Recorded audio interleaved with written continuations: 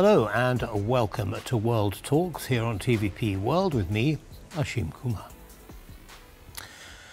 This weekend, NATO's highest military leaders convene in Riga against a backdrop of mounting Russian provocations. From drones crossing into Polish skies to fighters lingering over Estonia. The alliance's response, Operation Eastern Sentry, underlines a growing reality. America may no longer be the main security guarantor in Europe, leaving allies to step up.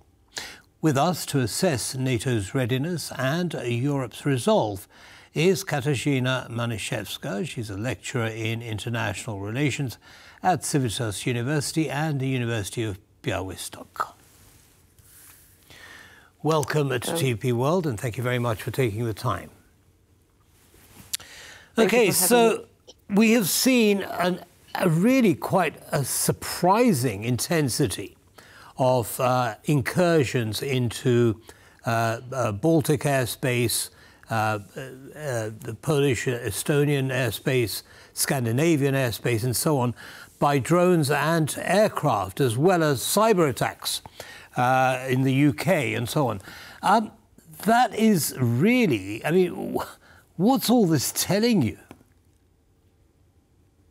Well, we are on this escalation ladder, I would say, with Russia clearly wanting to escalate the conflict, not into a fully scaled war against the West, I would say. That's my assessment. But still, Russia is more and more, unfortunately, interested in destabilizing our Western societies in order also, that's my guess, let's say, my take on this, in order to push our attention a little bit, paradoxically, away from Ukraine. Because focusing on our internal, quote unquote, security, our attention will be diverted from what is going on in Ukraine. That's a forlorn. That's a forlorn hope, is it not? Because all of the countries I've just mentioned are members of NATO, and therefore they come under the same umbrella. So how could Russia's calculation be thinking it would be distracting? It would be more focusing, wouldn't it, of these countries? I absolutely agree, and that was my second sentence or second thought. I think Russia is not effective with that. What the Russian Federation is achieving is only to strengthen the alliance, and we have seen that throughout those past 3 years, and that also, despite of perhaps some second thoughts that we may have when it comes to the involvement of our American partners in Europe, as you mentioned in the beginning of our talk. But still, my assessment is NATO is united as it is, and although despite all the differences we may have, nothing unites as strong as a common enemy, and that's exactly what Russia is achieving. That said, again, when it comes to the psychological effects on our societies, let's face it, this effect is there, and I think this is where we also need, as Western societies, put a certain leverage on. So not to let ourselves disrupt our, our life, our stabilization in this Understood. sense. Yes. Well, we should. We hope that is what happens, but we shall see. Do you think? I mean, some analysts have said that one of the reasons that Putin is doing this is for internal consumption. Saying to his people, well, I'm not afraid of NATO. Look what I'm doing. Do you think that's a possibility? It is a possibility, and in general, I think we need to envisage different possibilities and the different reasons for this Russian actions in order to be able to design appropriate solutions. And by the way, that's I'm pretty sure the military committee of NATO will be also doing so, assessing the situation, preparing contingency plans, and preparing the best paths to proceed for NATO countries. But coming back to your question, yes, it may be for the internal policy, internal politics of Russia. Let's remember, please, that we do have NATO, and Russia doesn't have a Warsaw Pact anymore. And they may think they are as powerful, again, quote unquote, as the Soviet Union, but they are not. As simple as that. Understood. Now, there's one thing, talking about drones into NATO territory, the drones that have entered Denmark in the last couple of days, Denmark has still not identified them as coming from Russia or from Russian assets. Why the delay, in your opinion? I think they want to be on the safe side, and they are really proceeding with the investigation. This is one thing. And the second thing, this also is a political decision of some sort, whether Denmark will invoke Article 4 for consultations, for instance, I mean the NATO Treaty, Article 4. This is a delicate issue, especially when we have Russia that says, hey, that weren't us, we don't know. Like we are pretty sure that this is the usual suspect.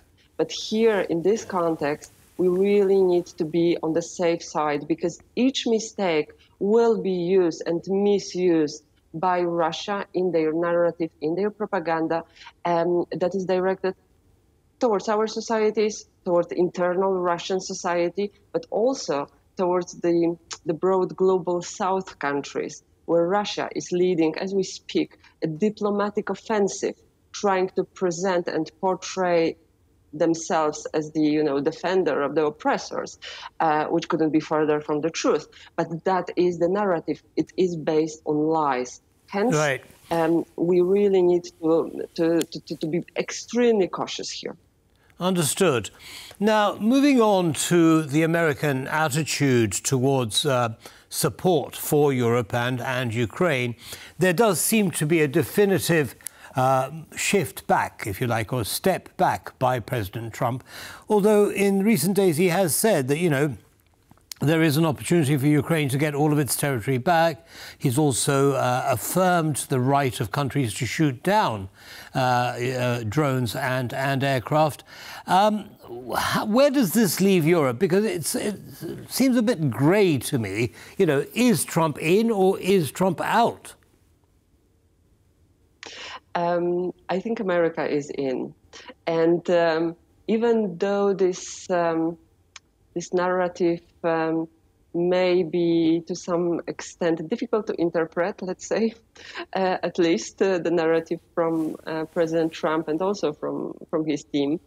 At the end of the day, this also is in the vital interest of the United States. In today's globalized world, also security threats are globalized. They radiate, and the war in Ukraine radiates practically the whole world. It is in the interest of the United States. And again, at the end of the day, what the American administration is interested to do, what they say, America first. America first means also putting security and safety in the international arena first.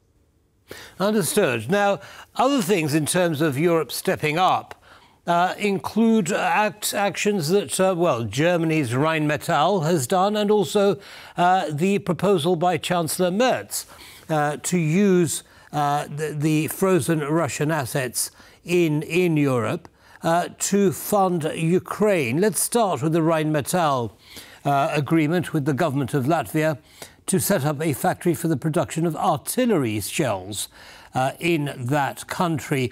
What do we know about this? Is this, do you think, the first of many such deals in the region? Yes, I think this is the first of many of such deals in our region, but also in broader Europe.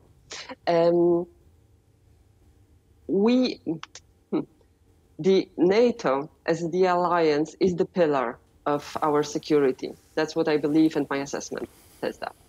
But we also need to reinforce the European capabilities in deterrence, but also in defense, worst-case scenario.